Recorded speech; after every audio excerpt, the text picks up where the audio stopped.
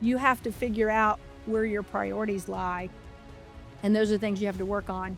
I think it's very important to understand human behavior. I think it's important to understand persuasive language skills too. Like, this is okay in relationships, right? My relationship with my husband is also a priority because I love him. He's my greatest asset. Like, we're phenomenal partners. We have a wonderful marriage, and we don't fight. We have a really unique and unusual relationship. But I learned years ago, probably 15 or 20 years ago, that he's a reflection of me. And if I pour into him what I want to feel, then that's what I get back. So there's not a day that goes by that I don't say, I love you. I appreciate you. Thank you for doing this. Welcome to Burning the Ships podcast, and I'm your host, Jason Seward. And today we have Carrie Copenhaver with us. How are you, Carrie? I'm doing awesome. Thank you for the invite. I'm always excited to share my passion for real estate. I love it. I love it. We're going to talk about that among many other things. It's funny because you were just telling me offline that you were in the middle of an emergency trip to one of your properties that Yes. had an emergency. So that's kind of fitting for this conversation, because I know we're going to talk about a lot of the nuances within, the goods and bads, the peaks and valleys within real estate. So before we get into all that, Carrie, I'm going to turn it over to you and just let you introduce yourself to the folks however you want, and then we will go from there. Thank you. I appreciate that. My name is Carrie Copenhaver. I have been a real estate agent investor since 2006. And I laugh because it's probably one of the worst markets to ever get into. But I was hungry and I was excited and really wanted to get going. And so I know we were supposed to be having a recession. I just wasn't participating in it. We were we were flipping houses. I was the rookie of the year. Like, I mean, no matter what the market conditions are, there's always money happening somewhere. You just got to figure out how to get in it. So I had my license since 2006. My background, I mean, it's kind of a funny story. My dad was a custom home builder, so real estate's been a part of my life since I was born. But the language in my house was always like, I don't know when to get paid again, and when we can't do anything till this house closes. And so I went to college. I thought, like, I'm never going to go into real estate. I'm going to go get my degree and go to college, get my degree, go get my job. Then I know when I can be sick, when I can retire, all the things, right? I know exactly when I can take vacation. I know when my paycheck is coming, all the things. So I did that. And I ended up, I was a forensic chemist. I used to work as a forensic chemist at State Ooh, Crime Lab, which sounds really I didn't know exciting. that. And yeah, there's a lot of things that were pretty exciting about that. I had some really, really cool jobs that I did during the course of my career doing that. But it was government employment, right? And I'm a busy girl. Like, I like to stay busy. I need to be challenged. It's part of my personality. And so I was a little bit of a troublemaker because I was always outperforming my colleagues. And then I was like, why are we doing it like this? Why can't we do it like that? And my last lab that I went and worked at, I mean, I walked in to meet my boss and she's like, I've already heard about you. I'm like, hi, but really not that bad, I promise. But I had that epiphany where it was like, I couldn't be you couldn't be a high performer. You couldn't be a low performer. You just had to be mediocre, right? You had to be in the band of mediocrity. And I had that epiphany, like, am I really going to trade my life for mediocrity? Is this what we're doing? And I just decided that wasn't the route for me, that I needed more stimulation. I needed more growth. And ironically ended up flipping houses and right back into real estate. I think it's genetic, and I freaking love it. But I have, every day is a new challenge. Every day brings something different. I am, the captain of the ship, right? Like, whatever happens is on me. Buck stops right here. So if I want more production, I raise production. If I need a break, I take a break. And it has been the best, longest, most toxic relationship I've been in is real estate, right? It's like, so Love that. highs and lows. Yeah. It's the Let longest me, relationship I've had. I'm gonna pause you for a minute because I want to go back kind of to that transition. So, was it um like how long? You said you started in '06 in real estate, but you also Mhm, had the other career going on. Was there an overlap there while you were building mhm. momentum in real estate, or was it just I'm leaving this to go do this? No, there well, so actually, my husband and I were big gym rats, right? Like we were like novice bodybuilders and met in the gym and all the stuff. So we thought it'd be a great idea to own a gym. So that was the interim, right? So we bought a gym. I was still working at the lab. Mike was running the gym. And that thing just sucked the life out of both of us. We did that for like 4 years.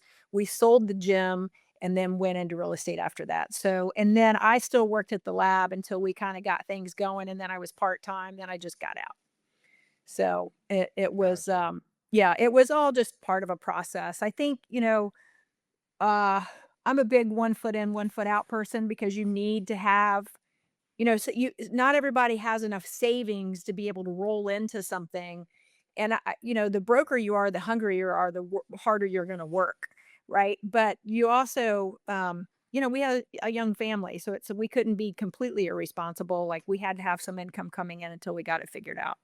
So we would trade spots where I would work and Mike would be the entrepreneur, and then he would work and I'd be the entrepreneur. And we finally got to that place where we were both able to just take off and make it happen. Sorry about that.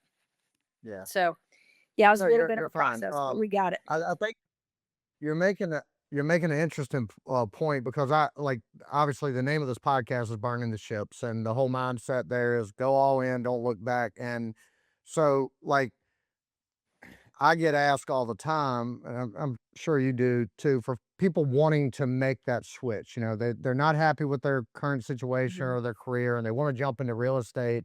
And I tell everybody, leverage that W-2 career as long as you can, because that is a superpower in building in real estate. Yep. You're bankable, you've got your balance sheet looks good, your tax returns look good, and hang on to that while you're building another ship. You don't burn one ship and then go build another one. But That's very eventually, irresponsible, especially when you have a family, you but know? eventually you have to burn the W-2 ship. You have Yes, to. Like absolutely, you cannot absolutely. be what you want to be in real estate unless you let go of everything else.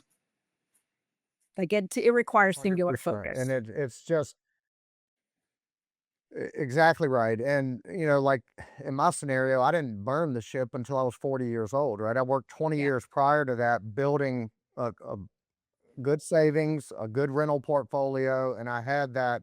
I stepped off one ship right onto another. Like there was no, it wasn't that chaotic. And I get a little concerned with folks that literally they just have an idea and they have a family at home and they want to go all in on pursuing that idea, but they haven't even started, like breaking ground Right. on that idea. Right. And that's a dicey area, I think. When I studied real estate Yeah. for like 2 So years before I felt comfortable pulling the trigger. That's the thing too, like, I did, like, this protege program with Robert Allen and Mark Victor Hansen. They had the 1 Minute Millionaire. This is in the really early beginning of, like, informa like,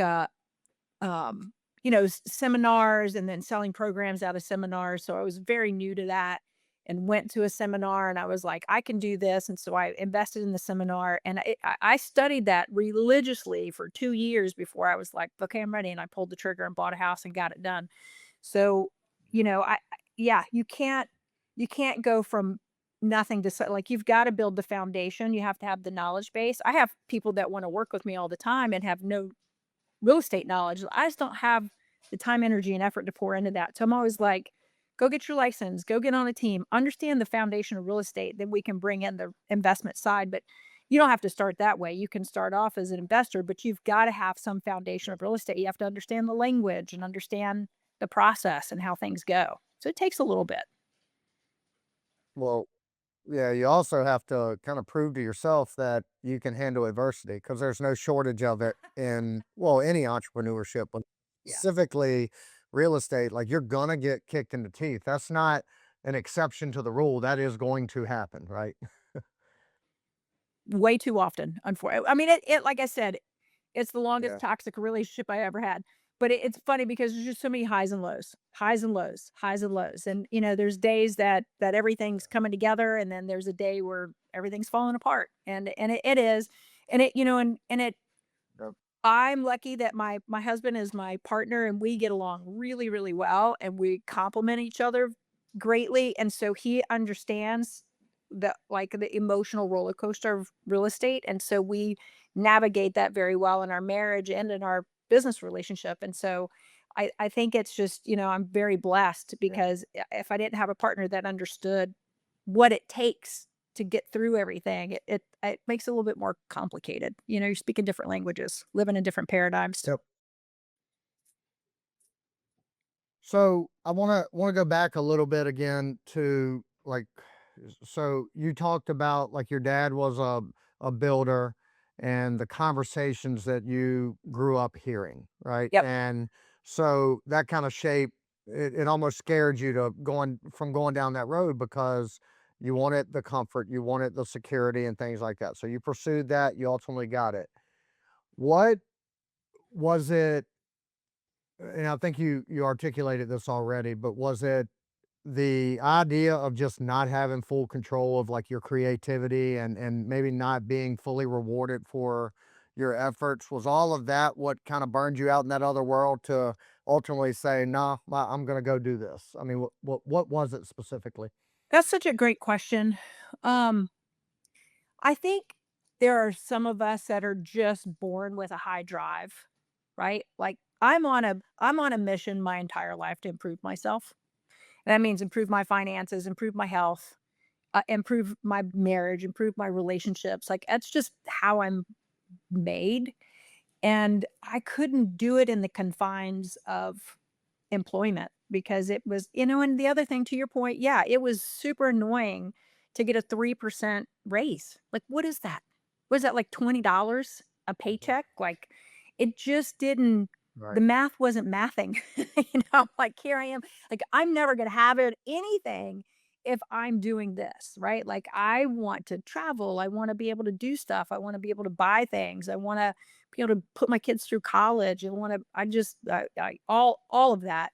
I want to be able to retire and be wealthy and be in charge of my own calendar, have the time freedom.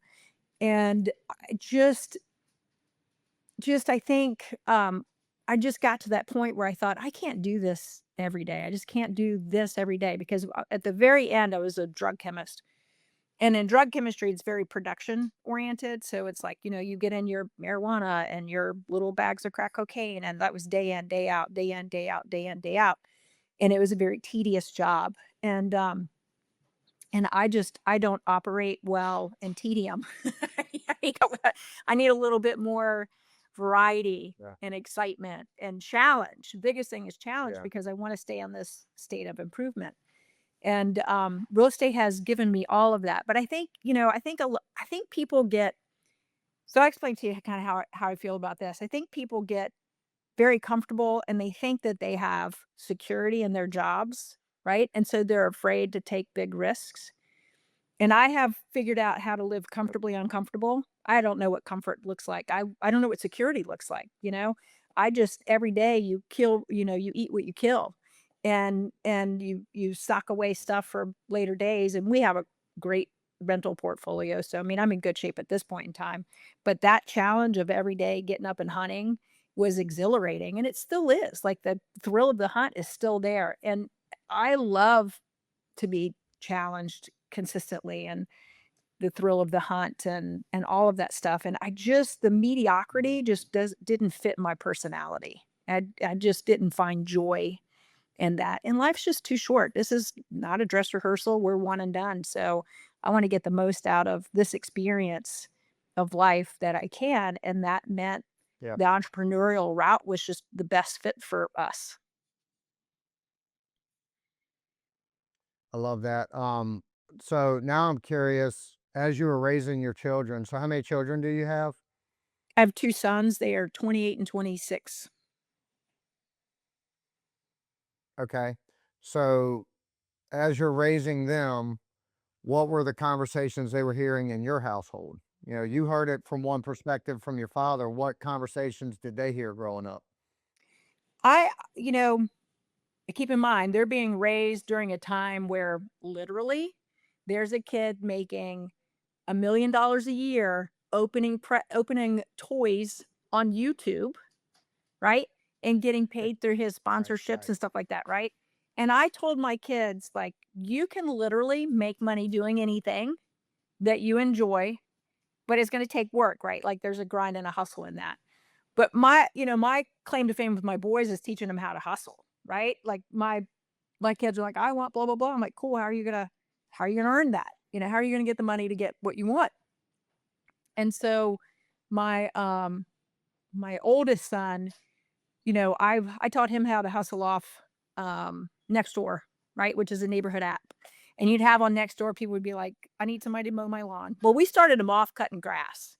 We started him off cutting grass. So we had like 4 or 5 lawns that we would do every week. We I had him out. You'll laugh at this. I got in trouble for this.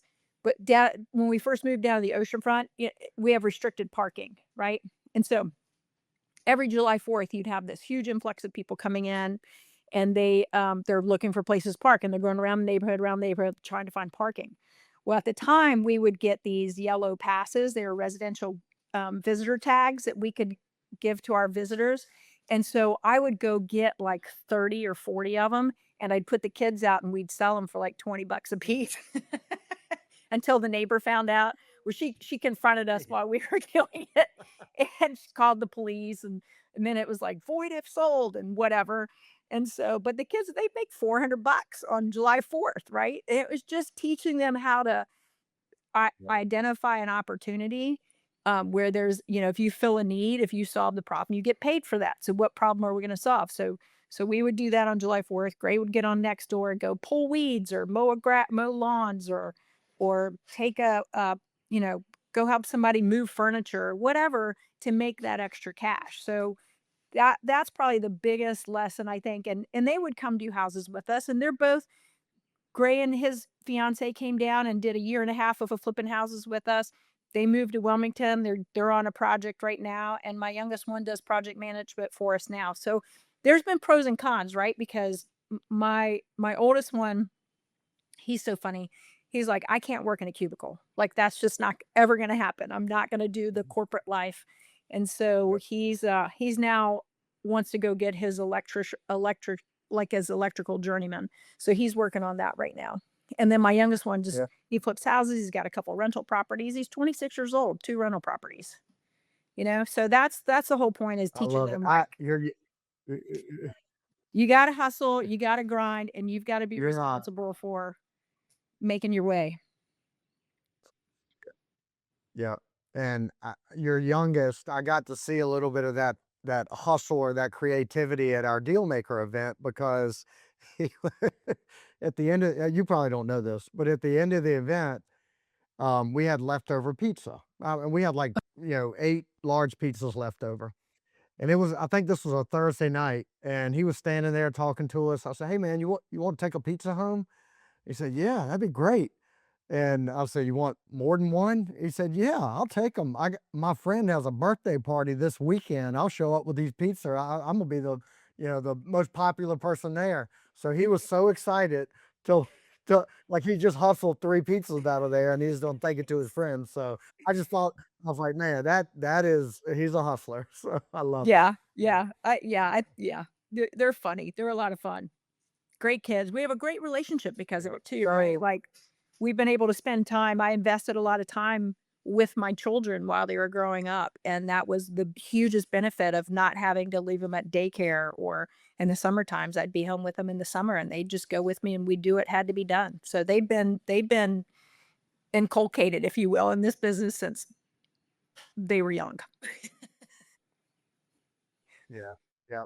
Well, I'll say this, and I'll apologize for anybody listening because Carrie, there is a slight delay with us, so that's probably gonna come through in the recording. But I do want to say, as far as like raising the kids in that environment, because that's been a big thing for me as well, with my children. My daughter's 14, my son is 9. I intentionally expose them to everything I'm doing, right? They may not be comprehending the conversations I'm having, but like I'll schedule important calls with them in the back seat. I want them to hear me negotiating a price or talking to a borrower or an investor. And I think like that's just planting seeds to them like, okay, and they're learning. I mean, I'm right now I'm their superhero, right? They want to mimic everything I do. So the more example I can set, and it sounds like you did the same thing. You and your husband did the same thing with your boys, right? Correct. Yeah, involve them in everything, Yeah. and it's funny because right now you're the smartest guy. They hit 20, you're the dumbest one. They circle back around pretty quickly though, and I laugh because I tell Nick all the time, I'm like, "Hey, I talked to your buddy Grady Kenner, he's a couple years older than my boys, but, like, he calls me for advice, and he's like, 'What can I do for you, Carrie?' And I'm like, 'Call Nick and remind him how smart I am.' What a great resource I am for you. So, so he doesn't forget. Like I'm right here. I'm right here. Let me help you. You don't have to figure this out on your own. I'm right here. Yeah, I love it.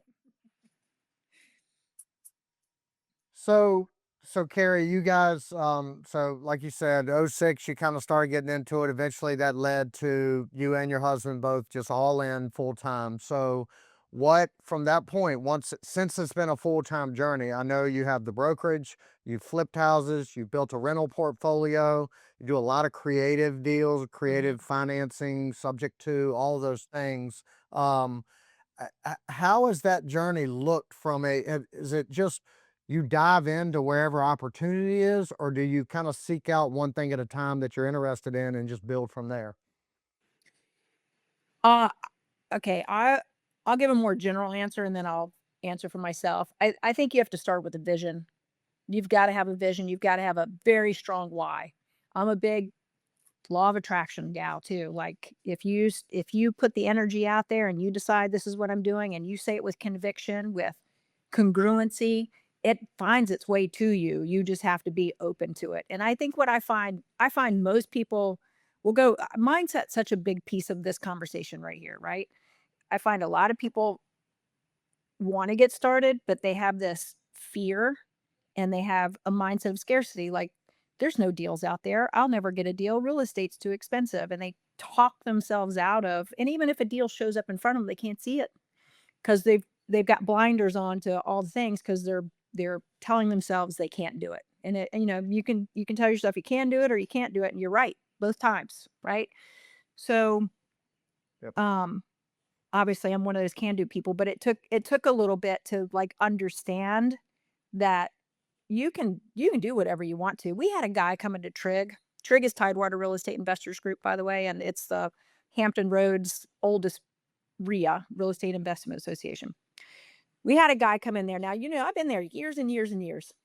And we're like, hey, who has a deal they want to brag about? And we're like, I made a $10,000 assignment seat. Yay. I flipped a house and made 50 grand. Yay. And then one day this boy walks in there. He's a man, excuse me.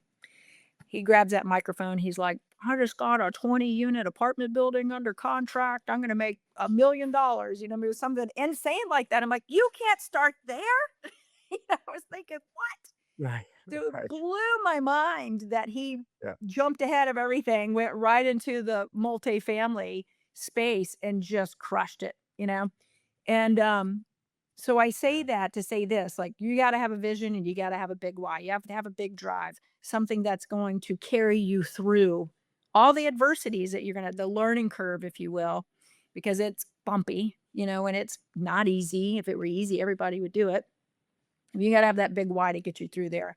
For me, I don't have shiny object syndrome like everybody else, but I do have a need to control everything that I do. So, like, I have grown. My trajectory of growth has been like we flipped houses. We were doing a little bit at a time. Somebody showed us how to compress the timeline, right? Like I had a friend come in and show me to compress the timeline. And then I was like, oh God, I don't have to take 3 months to do these. I could do them in 30 days. So we started figuring that out and then upping it. Like I have a really long trajectory. Like I have friends who started the same time I did or started way after me and have surpassed my growth by a lot, by 7 figures easily. But I haven't been one of those that want to scale. My limiting beliefs are like, I don't want to have employees. I'm not interested in having employees. I don't want to have a whole team. It's me and my husband. We're great. What we do is ours. I don't have to take care of anybody else. That's for me. That's what I like. I didn't want to scale and have a big nut to crack every month. I wasn't interested in that. So we've grown slowly and intentionally. And I really have just gone where the deals have been, right? Like I bought a multi-unit because it was seller financed through somebody that I knew. I have several, se you know, seller financed multifamilies. The biggest one I have is a 10 unit, 4 unit, then several duplexes, and a lot of single family homes. But for me, it's just been like, "Oh, I wanna do this now," and so I'll go do that. Like, short-term rentals came out, so I had 6 at one time. Now I'm down to 2 because it was fun while I had it, and then Virginia Beach changed all their rules, and I'm like, "I don't like dealing with all this hassle, so I'm gonna downgrade that and move that money into other vehicles." And so that's been a lot of fun just to be able to change the trajectory based on what I'm interested in and like right now I'm diving into the commercial space. I don't know anything about the commercial space, but I'm going to do that because it interests me and I'm going to go figure it out. And I see a little opportunity in this smaller hole, like the under $2 million range. Like there's nobody really playing there because there's not enough money for the big guys and everybody else is focused on residential. So let's go play in commercial for a little bit. So for me, I'm following what my interests are more than anything else. And I have some goals Yeah. around that too. But You I'm trying to figure out now how to change my portfolio from how to take what I have and create greater cash flow out of what I've got. That's my goal right now. yeah. It sounds like you're kinda in that sweet spot where you've been building, building, building, Mhm. um, and now you have the luxury of kinda picking which lane is next, right? Because Right. you don't Exactly. I would imagine you and your husband are y'all are probably at a point where, um, you could just hit the brakes and just coast with what you have, but I don't think you're wired that way. I'm not Just wired that what little way. bit I've gotten to know you is right. Yeah. You mentioned, like, you always have to have a challenge, right? And I'm that way, and because of that, I you know, I can't even comprehend the word retirement. Like, I'm gonna always have to have something to a puzzle to solve, and it sounds like you're wired the same way. Exactly. I've already expressed that. Like, I don't think I'll ever retire, but the pace of work will change, and I'm gonna do the things that I wanna do because I find Yeah. enjoyment there. But it's important for me for the mental gymnastics, right? To retain the mental acuity. I really the friendship and relationships that I have built through real estate are unparalleled, right? And I don't wanna lose that either. Like I have met some of the best people and have formed some of the most strategic partnerships and relationships and I that just juices me up every day. Like it's like who can I go and the other thing is pouring back into people, right? Like I'm in a place where I get to pour into people and build them and watch them be successful and I can't tell you the level of joy that that brings me on a whole nother um you know just a whole nother level to be able to pour into people and see them be successful and change their lives through real estate the way we did ours. That's the other part about this business that just is unparalleled. Well, that's the most, apparent thing that I noticed about you. I mean, we've only met in the last 6 months or so, and, we were at I think we sponsored an event that you were on a panel for, Newport News, and you got up and did, it was a big panel, but you got up and did your presentation. I looked at my business partner. I said, we got to align. This is who we got to align with people like her because, and I'll say that it was so obvious that you weren't there to extract value from that room. None of that at all. You were there to provide value. And if you touched one person and gave them a spark to go out and do something you said, you would have been fulfilled from giving that time. And that was so obvious in the way your energy was, the way you talked, the way you broke pretty complex things down into bite-sized pieces. I loved all that. And then since I've gotten to know you and I've been around you at TRIG. I mean, you were president of TRIG. Y'all hosted a really powerful event that we attended a few weeks back. But your energy in that room, and it's so obvious that you're not there to take anything. You are collaborating, trying to foster an environment and curate an environment for folks to improve. And I can feel it from you that that's what you want your legacy to be. Carrie, we got you back now. We had a little bit of technical issues, but I'm going to pick back up with what you were talking about and something that I was you froze on us, but I was saying that it was very apparent when I first met you because we only met probably 6 or 8 months ago at a realtor event in Newport News, Mhm. and you were on a panel, and it was a great panel, but it got to you, you're part of it, and uh, my business partner and I, we sponsored the event. But as soon as you started talking and you stood up and got on the whiteboard and started explaining things, I looked at Bill and I said, These are the type of people we've got to connect with." Like, you were it not just because of your knowledge, it was because it was so apparent from the first word that came out of your mouth that you were not there to extract value. You were there to hopefully, if you could spark something in one person and Bingo. right. And it was like you didn't care what you Mhm. got out of that. You were just trying to impact people. So it was very apparent. And then fast forward to, we started communicating with you. We're getting more involved with TRIG, and we were at the event you guys had about a month ago. Same Mhm. thing. It was a great event, 150 plus people there, and you were only there to give value like that. You're not getting anything from that other than passing along and connecting people and getting people in a room. So my question on the heels of all that, because I appreciate it, but is that kind of what motivates you more than anything else now and moving forward is kind of leaving that legacy of, I view it kind of as a spider web of just people Sure. that you are impacting that are going on to impact more people and things like that. All right, I'm gonna go a little deep on you right here, right? Please, Because let's I go. I I think we have I'm gonna start here. One, I think we all have the same purpose in life, and that's to experience and expand love into the universe and to be of service to each other, right? And with that, right, like there's two banks. You've got your money bank and your karma bank. And I'm not leaving here with money, but I will leave here with the karma, and you can call that whatever you want to. It's just life lessons, karma, whatever it is. But I feel very deeply that part of my life purpose is to be of service.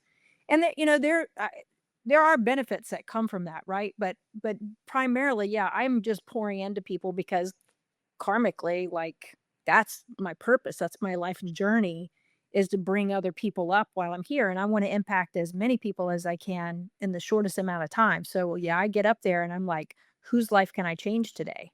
Like, who can I pour into and put them on a trajectory that's gonna change their life? I don't need I'm not looking for accolades, or I don't care if people remember my name, like, none of that's important to me. It's just whose life can I impact? Who can I leave in a better place than when I showed up today?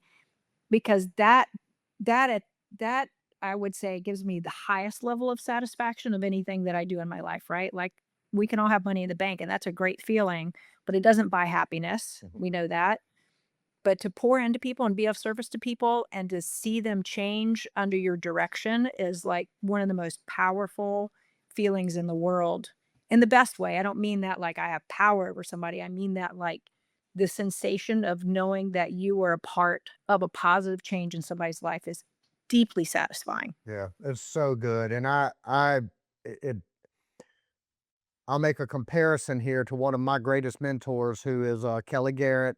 She owns a Mhm. rehab wallet out of South Carolina, and she took us under her wing when we started this Mhm. wounding company over 3 years ago. And basically, she didn't have to. Like she doesn't Mhm. need to deal with us at all. But she took us under her wing. She For 1 year straight, she met with us a couple times a week to help us build this company.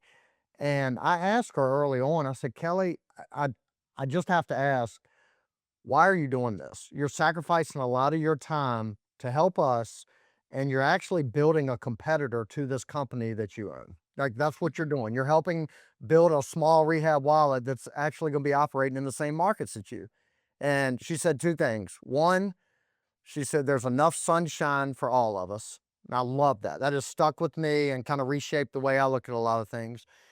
And then two, and this kind of goes along with what you're saying, she said, "I know that if I can pour time into you and Bill, that y'all are going to take it and build something with. and y'all might pour this same amount of time into 20 more people, and each one of them might pour it into 20 more people, and that's her legacy. And it sounds like exactly your mentality as well. And I love that. Yeah, it gives your life so much purpose when you understand. Like, I mean, I want you to just imagine the world with independent thinking beings who have the ability to change their own life, right? Like they're out of victimhood and they're into victor, right? Imagine that change, just that change. And you know what I'm talking about. When you find those people who are like, nothing ever goes right for me, and Yeah, right, I can't do that because right. of this. And they live their life as a victim because they don't know any different, right? And those people are just downers. But taking somebody that has tremendous potential, that's on the precipice of change, and just pouring into them a little bit, and then the butterfly effect that that has with their family, with their friends, with the person's, the people that they come into contact with and they change. Yeah, that's a huge legacy. And I think that's, again, I'm going to circle back around, like that's purpose. That's purposeful living is how I'll say that. That is purposeful living, and I'm here for it. I'm here for all of that. Yeah, no. I love it. I'll never leave that. It'll be what, on my deathbed. I'll be given any wisdom, and mind you, like this isn't wisdom that I've created. It's been passed to me, and it's my responsibility to pass it to other people. Yep. I'm gonna ask you the obvious advice to kind of, and let's talk to the folks that are kind of like trying to dip their toes into real estate. They want to get involved. They want to grow something. They've read all the books, listened to the podcasts, um, and they're even coming to TRIG or a similar, or type of community. Deal maker, yeah. Yeah, and they're going to these things, and most mentors would tell them, yeah, that's where you need to start. Get in the room, go get in the room, connect with the people. But things aren't going to happen through osmosis of being in those rooms. So talk to the people that are kind of stuck in that hamster wheel of being in the right rooms. They're being around the right people. They're not taking the action. How do they cross that bridge to take an action from your perspective? It's like a bungee jump, you just got to jump off the cliff. You got to burn the ship. You got, at some point in time, you have to take action. How do you do that? You decide. Yeah, You decide and then you do. Like right. there is no other way, and I would say if you are hesitant to take action on something specifically, I would find, to you use the word already, mentor. I'd find a mentor that I can go work with and pour into and do all their dirty work. Like, do you need me to go drop off mailers? Like, what do you need me to do that I can immerse myself in this culture? And then, and I tell people this is how I do it all the time. Cause I feel like if people, like, I can't force you into action, right? But if you want to work with me and you heard me say this when we were at Dealmakers, if you want to learn something and you want to work with me, bring me something we can work on together, right? Like it can just be an idea like, hey, I have this property and blah, blah, blah. And if there's an opportunity there, we're going to work on it. We'll do that together. We'll take it down together and we'll split it. That's earn while you learn, and that's where do you get that? But at some juncture, you either have to go find somebody that you can provide value for and learn under their wing, or eventually you just have to pick the phone up and call that seller. And there's such an easy path, right? So it's just basically like, I tell people all the time that to me, the fastest path to a deal is people that are in pre foreclosure. And that's literally doing the most uncomfortable things, right? That's leaving a note on their door telling them, like, hey, I have a client looking to buy in this neighborhood. Are you interested in selling? Or, hey, I have a solution for you. Or, hey, I'm looking to buy in this neighborhood, or anything that puts you in front of people. But the more you talk to people, the more opportunity you're going to get too, right? So you just got to figure out, you have to figure out what trajectory you're going on. Am I going to flip a house first? Am I going to burr a house first? Am I going to wholesale? What am I going to do? What is the technique to doing that? And then find somebody who's doing it and find out how you can provide them value. And if you don't want to go that way, then you got to pick the phone up and start making phone calls, Yeah. knocking on doors, or making offers. I think the key thing you said there is the same thing I tell everybody, and that I had to learn quickly too when I was getting started years ago in real estate. But stop. You can't go into these relationships or these events or you know meetups or whatever it is, you can't go in there with the mentality of, I'm going to go there and extract as much value as possible. Like, I got to go, I'm going to get something from this event. Go into those meetups with, how can I provide value?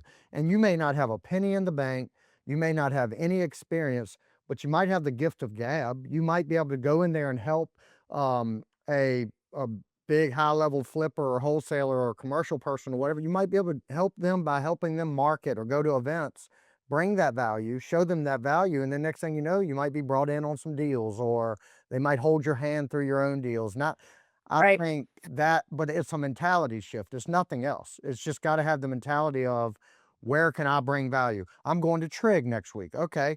How can I go in that room and present myself as somebody that can add value to somebody I'm talking to? And you have that. Yeah, Yeah. the days of like, "Hey, can we go have a cup of coffee? Can I take you out to lunch?" are over. Like, I don't have time Yep. to go pour into you for an hour, and what do I get from that? I'm worth more than a cup of coffee Right. or lunch or dinner or a drink. And then I've spent an hour, and if you still take no action from that, what it hasn't done either one of us any good. Yep. So, to your point, you've got to figure out how you can bring value to somebody if you want them to work with you. And I've got somebody I'm dealing with right now. I've poured into him, done so many things with him, and I haven't got anything out of him. So he just asked me again. He's like, "Hey, can we go have coffee next week?" And I'm going to meet with him this time, and I'm going to be brutally honest with him and just say, "I've done this for you. What are you going to do for me? Because I've made no money with you." But yeah, you feel, and it's a kid I've known since he was a kid. He went to high school with my kids. So that's probably a lot of why I'm investing more into him. But at the same time, he's making money. It's time for you to provide an opportunity to bring me something, bring me a deal, bring me an opportunity, do something in exchange for all this information you're extracting. Or at least go take an action that I told you to go take. Right. That's Yeah, he what does though, but he oh, does. right. He does. It's Uh, not so much that, but it's just that, he's not bringing me the same, but it's not an exchange of energy, right? I He get is a it. taker and he's not being a giver, and he needs to learn how to be a giver Right. too. And that lesson's not so much about feeding my bank account as much as is teaching him, like, you have to provide value to other people. You need to be a giver too. This is just a mentor to mentee. Like, you have to provide value to other people. You can't just be a taker in this world. Gotcha. You're going to find yourself all alone on that island. Yep, absolutely. And Carrie, I talked to you a little bit before we started recording, but what we're gonna do, because you're this is we're just scratching the surface with your knowledge and expertise in like very specific real estate areas. So what we're gonna have you do is, on our other podcast, Deal Maker, in a couple months, I'm gonna have you come back on, and we're gonna get like really in the weeds around creative finance and creative deal Hmm. structure. Um, but kind of just to help set the table for that, and so people can kind of get to know who you are and like your philosophies on things. I kind of want to go more personal now with, um, you're doing all this in real estate. You're building this great legacy, great family. You and your husband have built a lot of things, and you've done it your way. All those things are great. How do you balance all of that and your desire to always be challenged and have chaos and all those things with also staying healthy? Because I know that's a very important piece of your life. Staying healthy, not just physically, but mentally, not just having a long lifespan, but a long health span. How do you interject all of that into your life as well? Well, it's funny because the first time when you were at that seminar, I did the wheel Yeah. on the whiteboard, and I was like, "Look, you got spirituality, you've got, your emotional well-being, your physical well-being, your finances, your relationships, and they're all spokes on a wheel, and ideally the wheel is not wobbling because all the spokes are of the same length, but that's not life. It's not how it happens. And you're usually pouring a lot more into one aspect or another aspect, and it's very difficult. I don't believe in a balance. I mean, I do believe in a balanced lifestyle. I just don't know if it's achievable. I I just agree. I just Mhm. I think it's one of those, like, what is balance to one person or another person? And I would love to say, that I have a balanced life. I don't think that I do. I think I'm out of balance a lot. But I'm aware of it. And yes, you're right. So, I'll be 58 this year. And so it's young, but at the same time, boy, I'm in the final third of my life, right? So if I have 30 more years, so I have more time behind me than I have in front of me. So my health and well-being is everything because I want to make the most out of this journey. And so, yes, but health has been like I've been in the gym since I was 16 years old, right? Like working out, bodybuilding, all the things. And and I've never left that. It's always been a part of now. I haven't been as consistent at times. And there are just things that, women go through. It changes a lot for us as we age. And this year I was like, all right, I'm done with all that. We got to get back. We got, it's a priority now. It's a priority. So now that's shifted Yep. from, money making into like health making has now shifted into the priority space. So, I'm a big gym rat. I think I need that for my mental well-being as well. I have to get out and exert myself, and it's changed a lot as I learn more. The intensity of my workouts has shifted, and I don't feel like I have to go run a half marathon anymore. Now I'm more like, let me go walk 3 miles Yeah. and get all my strength training in because you know, I've been studying longevity like I did real estate. So for the last 2 years, I'm listening to all these podcasts and all the things. I'm doing peptide therapies. I'm doing, all the things that go along with longevity because I've made all this money. I want to stick around to enjoy it. Now I want to be able to enjoy and do the things I've always wanted to do that I haven't taken the time to do. Now I've done a lot. Like we've had all kinds of cool family trips and all the things. I just went to Costa Rica and went surfing for a few days. That was super fun.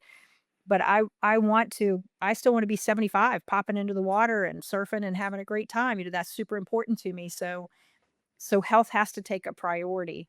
Um, so it's hard. Balance is hard, but I think it's like if as long as you having and all these guys, we were sitting at the summit and Julian caught me off guard because he's like, "Oh, okay, Carrie, I want to hear your answer to this." And I wasn't prepared. The question was, what does a day in your life look like?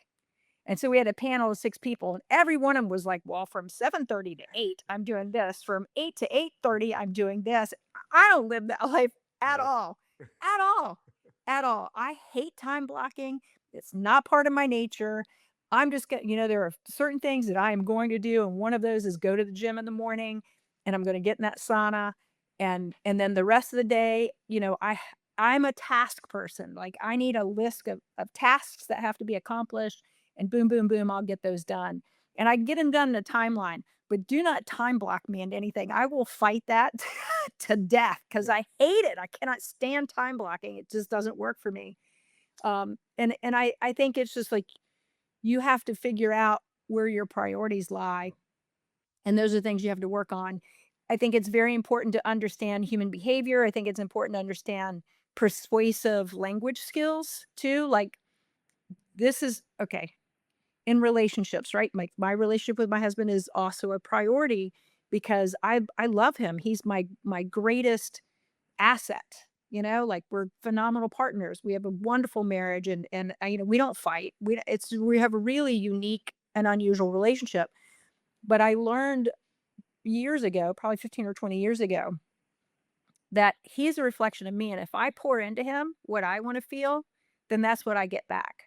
So there's not a day that goes by that I don't say, I love you. I appreciate you. Thank you for doing this. Mhm. Okay. And so in doing that, that's what I get back because he is a reflection of me. I project, he is a reflection, and the same to him. Yep. So I consciously chose to learn language skills that would improve my relationships and how I present myself. And you'll see that like I'm well, maybe you don't know this, but I'm very intentional in the words that I choose. Mhm. And I can't overemphasize the importance of taking the sales language and persuasive sales language that you use in closing a seller into every relationship in your life. I shouldn't say it like that, but it's the truth. You can get so much more out of your kids and your spouse if you understand how to deliver a message in a way that conveys the desire without it being confrontational, without it being a demand, like all the things. I'm It's laughing. it's amazing. I'm laughing, Carrie, because it's a joke between me and my wife. We've been married 17 years, and she always knows when I've read a new book. About yeah, because yeah, because I'll change kind of the cadence of how I say some things or approach, conversations with her. She's like, "You just finished a new book." So it started years ago when I read Never Split the Difference, and I started taking. I don't know if you've read that or not, but I started taking those negotiation strategies and bringing them into my marriage, and they were working. And I told her, I was like, "This is great." So ever since then, every new psychology book or sales book I read, like I'm trying to so it's I love hearing you say that because I do the same thing. Yeah. And you do the same thing and you use it with your kids You're and you get exactly right. so much more out of it when you understand like you're here to achieve you're trying to achieve a mission. In order to achieve the mission, you have to get buy-in. You have to get everybody to buy into what's happening. And so instead of demanding, now it's just a conversation. And Yeah. so, I'm still a strict parent, but at the Mhm. same time, oh my God, that was a game changer. Yeah. That was a game changer. So, but anyway, to wrap that up, yeah, you can only really pour 100% of yourself into maybe two or three spokes at a time, and the other ones are going to wobble. And Yep. then when those become critical, you got to go back and give them some love and shift the priorities. I That's love it. that's balance. Yeah, you're what you did on that board that day. We do a similar. My business partner and I do it. We've been doing it for a while. But it's a wheel, and there are I forget. It's like five categories: family, fitness, faith, all Mhm, these things, and we mhm, rank 0 to 10 on how we feel we're doing, friendships, relationships, whatever, how we're doing in each mhm, category, and if they're balanced, like, if they're all, 8, something's not right. Like, that's almost imbalance, right? If we really think we're an 8 in every level, and, I agree with you. I don't think you can be perfectly balanced in ever, but you have to be perfectly aware of all areas at all time. Like, I need to work on this a little bit, and if I do, this might mhm. take a step back and things like that. So, I love that illustration that you did, and yeah, I think that could impact a lot of people. Um, Carrie, where can I know you're a big part of TRIG. You were the president. I think y'all just changed hands there. Is that Mhm, correct? But you're mhm. still heavily involved in a big part of that. Go ahead and promote TRIG if you'd like, and kind of when y'all meet and things like that. Yeah, so TRIG is the Tidewater Real Estate Investors Group. We are trigofva.com, so trigofva.com. It is, I think TRIG's been around for 47 years at this point, started back in the 70s. It's the largest, oldest RIA, I think in Virginia as a whole, but definitely in the Hampton Roads. Primarily just education-based, organization, and, that investor summit's the first time we've ever done anything like that. I'm very, very proud of the success of that event, and it was just phenomenal the way everything came together. So hopefully, I think they will continue to do that as the years go by. But we meet on the third Tuesday of every month, except for July and December when we have parties. Yeah. And so third Tuesday of every month in Virginia Beach at the Greenwich, the Holiday Inn on Greenwich Road. You can always drop my name and come in as a guest for free the first time. Yep. But I think, I have made so much money in that room, Yeah. so much money in Right. that room, so much money in that. That's why I'm there. Like people are like, I mean, yeah, you're like, I see you love to pour into people, but let me tell you, Jason, getting in that room has been a game changer in my business. Like I've taken down buy and holds with like 1% seller financing. I got one with 4% seller financing, amortized over 13 years. I mean, just ridiculous deals that have come from that space. Working with wholesalers, telling them like, hey, if you don't know what you're doing, call me. Yep. I'll help you. I'm Right. gonna make sure you get paid, but we'll get this deal to the table. Yeah. So that has been a very, very, very good room for me. And a lot of private money in that space too. A lot of private money in there. Yep. But your influence in that room has made others a lot of money as well. So, I mean, I appreciate that.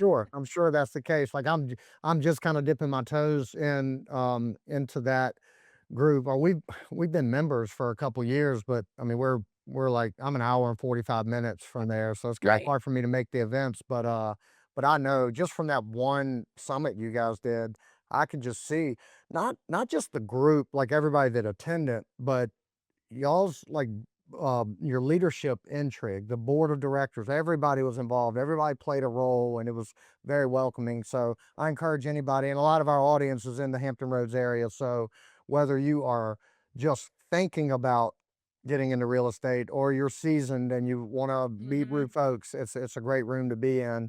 And then you're still a real estate broker agent. Got all Well, that. I'm an agent. Okay. Yeah, I'm an agent at Real right now. You know, I I don't do a lot of retail stuff anymore.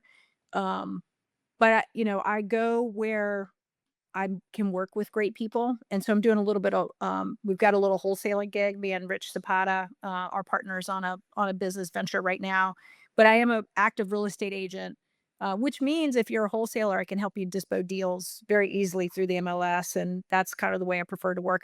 I work primarily for investors, and occasionally I'll do some retail stuff.